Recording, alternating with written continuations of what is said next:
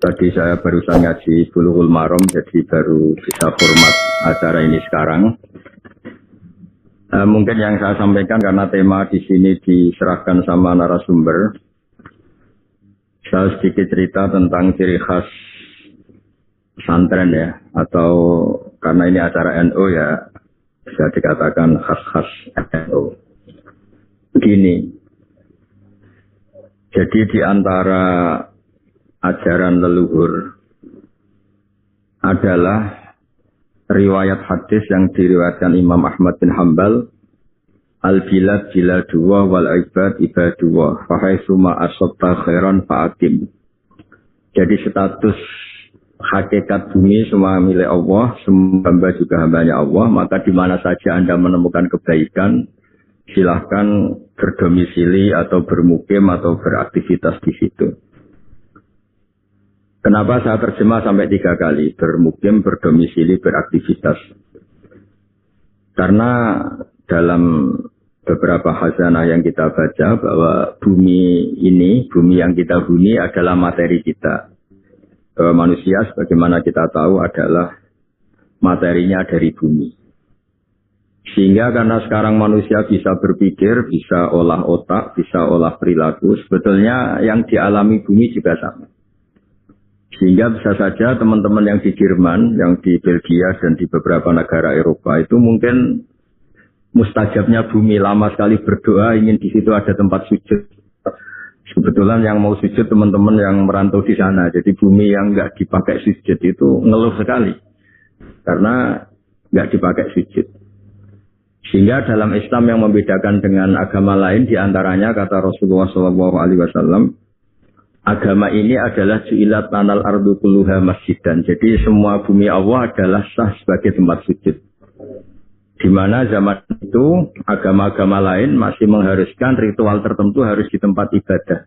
Jadi kalau Islam membolehkan sholat di pabrik, di lapangan, di mana saja asal tempat itu suci, oleh Islam dibolehkan sholat. Disebut ju'ilat lanal ardu kulluha masjidan. Jadi semua bumi bagi umat ini semuanya sah dipakai tempat sujud. Lalu makna sujud sendiri, ini perlu dicatat. Makna sujud sendiri adalah tauhid. Jadi sujud itu kalau fisik adalah meletakkan anggota 7. Jadi kalau ahli fikih menekuni sujud itu apa? Watul jabhah, watul yaden, watul kodamen, watul badan, watul kodamen. Sehingga di situ disebut, saya kata Rasulullah diperintahkan sujud melibatkan 7 anggota, yaitu al-jabhah, al-yaden, terus ar-rubaten, al-kodamen. Ada anggota 7 yang harus sujud. Lalu kemudian banyak ulama yang mengatakan, lalu baik mana sujud di masjid sama di luar masjid? Biasanya ahli fikih menjawab, al-fadilah al-ta'aliqah bidatil ibadah, kualitas sujud itu sendiri, kualitas sholat itu sendiri, itu mengalahkan kualitas yang berkaitan dengan tempat dan waktu. Ini penting saya utarakan supaya kita kita nyaman, kita punya status, kita punya identitas di depan Allah Subhanahu wa Ta'ala. Pernah ada periode di mana Rasulullah itu nggak bisa sholat di Masjid Haram karena diembargo oleh kafir Quraisy yang zaman itu sebagai penguasa Masjid Haram. Justru Nabi yang kekasih Allah, orang terbaik, bisanya sholat itu di Aqobah Mina, di Aqobah, di lereng-lereng gunung seputar Mekah. Tapi itu tidak akan mengalahkan orang kafir yang ritual di Masjid Haram zaman itu karena dengan cara yang salah. Utama Nabi yang ritual sholat secara benar meskipun nggak di Masjid Haram. Sehingga itu bukti bahwa ibadah yang fadilahnya terkait dengan pemenuhan syarat dan rukun itu lebih utama ketimbang ibadah di tempat terhormat tapi tidak memenuhi syarat dan rukun. Di mana zaman itu pelakunya adalah orang-orang yang salah. Zaman itu disebut wa makana sholatum indal baiti illa muka'aw wa tasbiyah. Kenapa saya bikin mukadimah demikian? Supaya teman-teman yang di Belgia, di Jerman, antara membangun masjid fisik dengan sekaligus membangun atau mengajarkan atau bikin komunitas di mana orang sholat itu sekaligus benar. Jadi jangan sampai desain masjidnya benar, kiblatnya benar, terus syiarnya benar. Kemudian cara sholatnya itu salah. Salah itu bisa karena tidak memenuhi standar fikih atau tidak memenuhi standar ilmu hakikat. Sehingga saya di sini sebagai orang yang peneliti fikih, saya mohon semohon-mohonnya. Andaikan ada anggaran bangun masjid itu misalnya 1 miliar, saya bayangkan itu ya angka yang sama, meskipun kita tidak ingin ustadz-ustadz itu materi, untuk biaya supaya orang sholat itu sekaligus benar. Tapi tidak harus bentuknya misalnya dikasihkan ustadznya atau mubaleknya atau pemandunya, tapi bahwa proses itu harus dibiayai. Meskipun alhamdulillah tanpa dibiayai panitia, orang-orang sudah berusaha benar dalam sholat lewat pelajaran dari beberapa kiai, beberapa guru. Saya beri contoh misalnya begini, saya sering ngeluh ya, ada masjid itu bagus, semuanya bagus, fasilitas fisiknya bagus, tapi dengan cara sholat yang salah. Mungkin akhirnya membingungkan kiai-kiai karena harus nyari kaul-kaul yang paling doef, yang paling lemah untuk mengesahkan cara sholat yang seperti itu, karena sholat yang standar gak diajarkan secara benar. Misalnya sujud tadi yang saya beri contoh. Di beberapa kitab fikih, misalnya meletakkan jabhah itu harus ma'atahamulin yasir, sedikit ditekan. Karena untuk sampai memastikan itu sujud, itu anggota 7 sedikit ditekan. Dan ditekan ini penting karena supaya keterikatan manusia dengan bumi, dan bumi ini penting juga jadi tempat sujud karena yang jadi saksi kita saat di akhirat. Sehingga banyak di kitab hadis terangkan ada orang mau masuk neraka gara-gara banyak batu yang bersaksi itu dipakai sujud, kemudian orang itu nggak jadi masuk neraka. Nah tentu dengan asumsi sujudnya benar. Begitu juga bacaan-bacaannya, misalnya meskipun itu tidak syarat sah dilatih subhana rabbiyal a'la bihamdi, saat kita sujud benar-benar ikrar bahwa keagungan, kebesaran hanya milik Allah. Sehingga apapun kita jadi duta besar, dosen atau kiai besar, di depan Allah itu tidak siapa-siapa. Kita benar-benar merunduk di Allah, kita tidak siapa-siapa. Kita yang kiai pun bisa masuk neraka, kita yang dokter pun bisa masuk neraka. Kita yang hebat pun bisa terlantar suatu saat, setiap saat. Nah barokahnya sujud ini orang akan ikrar kelemahannya dan hanya ngakui kebesaran Allah Subhanahu wa Ta'ala. Ketika mental ini nyata-nyata dihayati, maka di luar sholat dia akan berperilaku tawadhu, simpatik, sehingga keberhadiran dia rahmatan lil alamin. Jangan sampai kemudian masjid dibikin mewah, kemudian cari imam yang bacaannya paling bagus. Lama-lama nyari yang paling populer, yang juara nasional. Terus ukurannya begitu terus. Lama-lama nyari yang penampilannya bagus. Sholatnya harus seragam. Terus ketika sholat harus begini. Dan semuanya itu fisik.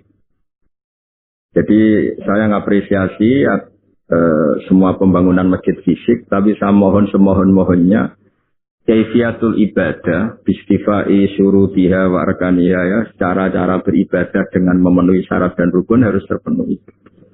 Sehingga dulu zaman Nabi itu masjid itu sederhana, tapi Nabi itu luar biasa ngajari sholat, sampai beliau meraktekkan sendiri. Ketika ada seorang Arabi, seorang kampung datang, ya Rasulullah bagaimana saya sholat? Kamu silahkan nginap di sini 3 hari, kemudian terus melihat saya sholat. Terus Nabi terakhir ngendikan sallu kama ra'aitumuni usolli, kamu silahkan sholat sebagaimana kamu lihat saya sholat. Dan ada lagi yang dilatih Nabi, sholatnya salah kemudian disuruh ngulang lagi.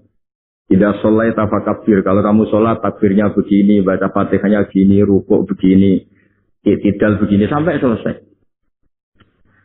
Sehingga saya harapkan dari ibadah yang benar ini, kemudian teman-teman yang ditakdir waktu sholat masih di kampus atau di tempat kerja atau pas waktu sholat masih di mana saja, itu kualitas sholat itu kualitas yang utama karena fadilahnya, keutamanya al-muta'alliqah bidzil ibadah. Memang kualitas sholatnya itu yang bagus.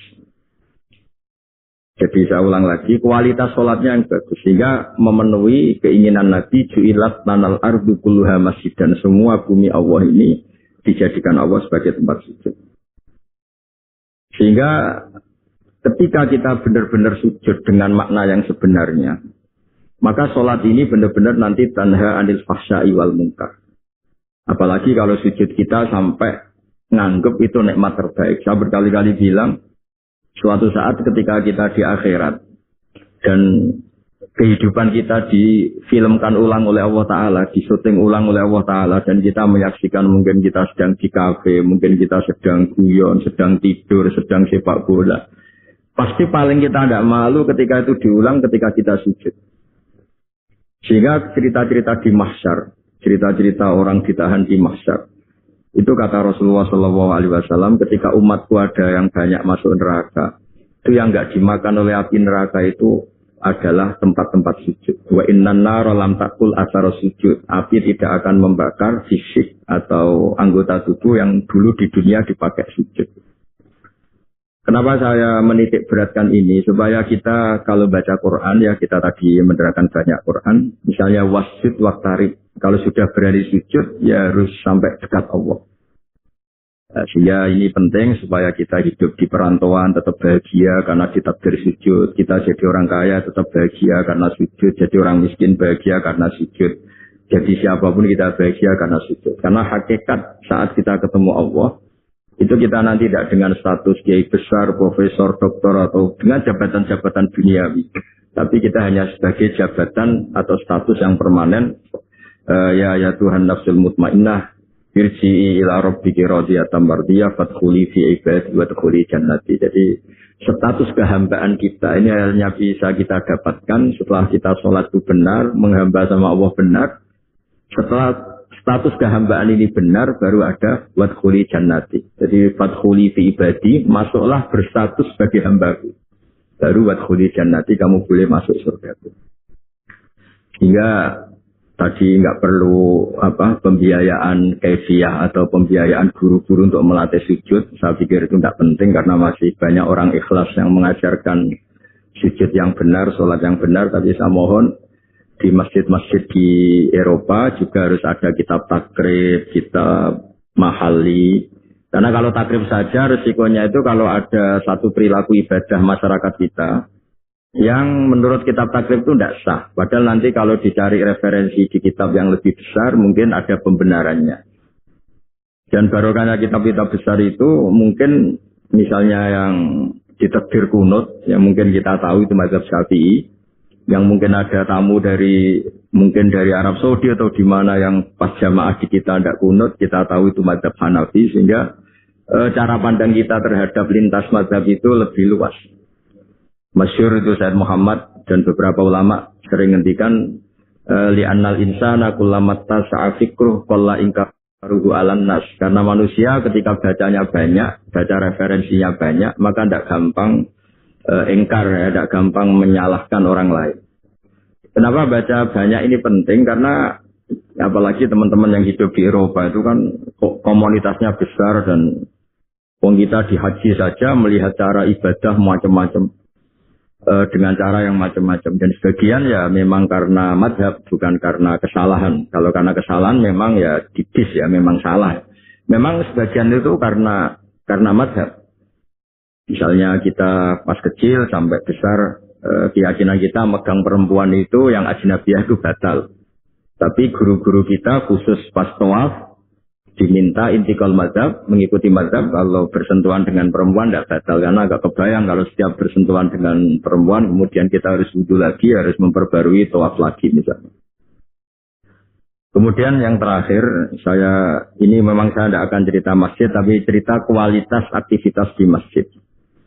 Saya bawa kitab Sahih Muslim, di mana tradisi pesantren atau tradisi NU itu sering tahlilan, sering baca tasbih bareng, baca tahlil bareng. Ini juga penting karena disebut al-baqiyatus sholih. Baqiyat itu satu kalimat yang abadi, sholihat itu yang layak. Saat nanti di akhirat, itu kita tidak siapa-siapa. Yang tetap sebagai aktor, sebagai al-fa'ilul mukhtar itu hanya Allah Subhanahu wa ta'ala. Sehingga kita dilatih mulai kecil sampai sekarang disuruh ikut tahlil, ikut baca tasbih, subhanallah bihamdi atau subhanallahil azim, maha suci Allah, maha besar Allah. Karena itu kalimat yang abadi. Kita manusia apapun hebatnya itu digerus oleh tua, digerus oleh sakit, dilumpuhkan oleh kelemahan kita. Yang hakikat abadi itu ya Allahu Akbar. Kita tidak pernah besar abadi. Sehingga ketika kita nanti di akhirat, yang al-baqiyatus sholihat itu bukan kita. Kita tetap orang yang kulluman alaiha fani wa yabqa wajhu rabbika dzul jalali wal ikram. Orang yang rusak, orang yang rentan, orang yang profan. Yang abadi itu Allah. Sehingga kita dilatih tahlil Allahu Akbar, kabira, walhamdulillahi katsira. Ini disebut al-baqiyatus sholihat. Karena nanti kamu di akhirat, kalimat-kalimat yang kita utarakan di dunia, itu semuanya tidak ada gunanya. Kecuali kalimat-kalimat yang memuji Allah Subhanahu wa ta'ala. Sehingga dalam sebuah hadis disebut secara jelas, ad-dunya mal'unatun mal'unun ma fiha illa zikrawah wa ma walahu au aliman au muta'aliman. Kalimat-kalimat yang di dunia yang sering kita baca itu mungkin mudah hilang. Yang enggak mudah hilang adalah kalimat-kalimat yang terkait memuji Allah Subhanahu wa taala. Saya sering ditanya sama beberapa orang, ini mungkin statement terakhir saya. Terus kenapa banyak negara Eropa yang negaranya lebih tertib sehingga kita lebih nyaman karena sistem negaranya bagus, hak asasi manusia terjamin, kemakmuran rakyatnya terjamin. Terus saya bilang Islam tidak akan pernah melarang orang belajar dari negara manapun, tapi yang jelas pesan saya kamu harus ingat Allah dulu. Sistem itu bisa bagus karena ada bumi yang disediakan Allah. Orang bisa hidup karena ada oksigen yang diciptakan Allah. Orang bisa bertahan hidup karena ada air yang diciptakan Allah. Sehingga apapun baiknya sistem negara manapun, tetap nomor satu itu karena jasanya Allah, bukan yang lain. Meskipun Islam mengharuskan orang berterima kasih sama sistem sosial yang baik, tapi tetap nomor satu itu tentang jasa kamu sama Allah. Dan itu juga yang diajarkan guru-guru kita. Kalau kita baca surat Waqiah, kata Allah Ta'ala, ketika kamu menanam benih di bumi, apakah kamu yang menghidupkan? Kita kan paling nanam saja jagung, habis itu kita tinggal. Kata Allah Ta'ala, apa kamu yang menghidupkan jagung itu? Kata Allah, saya yang menghidupkan. Lawan asya'u, kalau saya mau, tak hancurkan. Ketika kamu minum air, a'antum anzaltumuhu minal musni am nahnul munshidun. Jadi itu terus diulang-ulang oleh Allah. Ketika kamu nyaman di bumi, pakai mobil mewah nyaman, punya istri cantik nyaman, punya jabatan nyaman. Kata Allah, sekali saya mau, kata Allah. Amin teman sama ayakhsifa bikumul ardo faidah tamur. Kamu bisa nyaman karena bumi tidak saya goyang, tidak saya bikin gempa. Sehingga dengan berpikir seperti itu, apapun yang kita alami sekarang, misalnya kita bisa makan enak, bisa tidur nyenyak, karena bumi nggak digoyang Allah, langit tidak menjatuhkan meteor, langit tidak guncang. Sehingga itu terus yang dilatih. Amin teman sama ayakhsifa bikumul ardo faidah tamur. Amin tuman sama ayursila alaikum hasiba fasta'lamuna kaifa nazir. Ketika punya air, kita juga tidak bisa menjaga eksistensi air sampai sekarang. Yang bisa jaga hanya Allah. Allah juga yang memperingatkan kita, qul ara'aitum in asbaha ma'ukum khoron fama ya'tikum bima'in ma'in. Coba kalau air itu tak ambil, kata Allah, kamu bisa apa? Nah, saya berharap dari ngaji saya yang singkat ini, memang ini sudah malam ya, jadi ini saatnya para kiai ya, para ulama mungkin saatnya munajat sama Allah, dan ini kebenaran saya bisa menyampaikan ini. Sehingga saya berharap dengan pikiran dan nurani seperti ini, teman-teman yang hidup di Jerman, di Belgia tetap nyaman, karena hakikatnya al-bilad biladullah wal ibad ibadullah fa haitsu ma asabta khairan fa'akim. Sebetulnya hakikat hidup itu ya seperti itu. Manusia yang dimanapun ya hamba Allah, bumi yang Anda tempati dimanapun ya bumi Allah. Maka di mana saja kamu menemukan kebaikan, Pak Hakim, maka silakan beraktivitas di situ atau menempat di situ atau berdomisili di situ. Mohon maaf karena saya tidak bisa lama-lama karena di sini juga sudah malam. Tadi saya juga habis ngaji dengan banyak santri.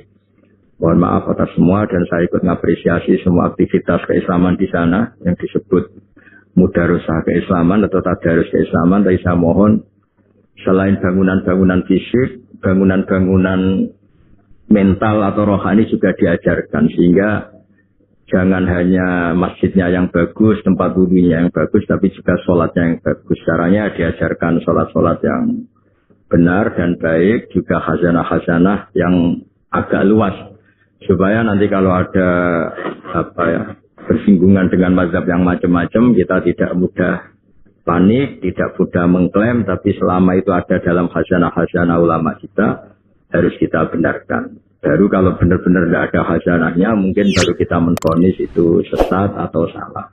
Saya kira demikian. Wassalamualaikum warahmatullahi wabarakatuh.